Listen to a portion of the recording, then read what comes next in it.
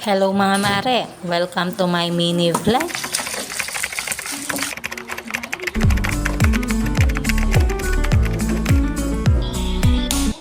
Sa pangalawang pagkakataon nga mga mare, gagawa na naman ulit tayo ng dishwashing liquid. Pero itong gagawin natin ngayon na dishwashing liquid mga mare, hindi na natin kakailanganin pa ng maraming sangkap. All-in-one na kasi itong gagamitin ko sangkap mga mare at nabili ko lang din to sa online. Kakailanganin lang natin dito mga mare ay ang malinis na timba, tapos maglalagay lang tayo ng 17 liters na tubig. Gumamit pala ako dyan ng bote ng Summit mga mare na 6 liters para nga matansya ko yung tubig na ilalagay ko. At bago tayo magmekos-mekos mga mare, hintayin muna natin mawala yung bula.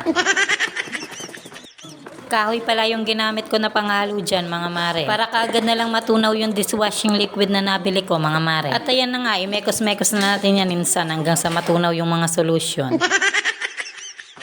Nakakangawit man ng kamay yung pagmekos-mekos mga mare, pero worth it naman ito kapag natapos na. Kaya sa mga tulad ko na mamis dyan na nasa bahay lang na gustong magsimula ng kanilang small business gamit ang maliit na puhunan, pwede mong simulan dito mga mare, dahil sa halagang 200 pesos ay makakapag-refill ka na ng dishwashing liquid. Kung gusto mo namang nakapangalan sa'yo yan mga mare, pwede ka rin naman bumili sa kanila ng empty bottle na tigwa 1 liter. O diba, kahit nasa bahay lang ay kikita naman tayo. Kung ayaw mo namang magtinda at gusto mo rin naman makatipid, ay pwede mo rin tong gawin.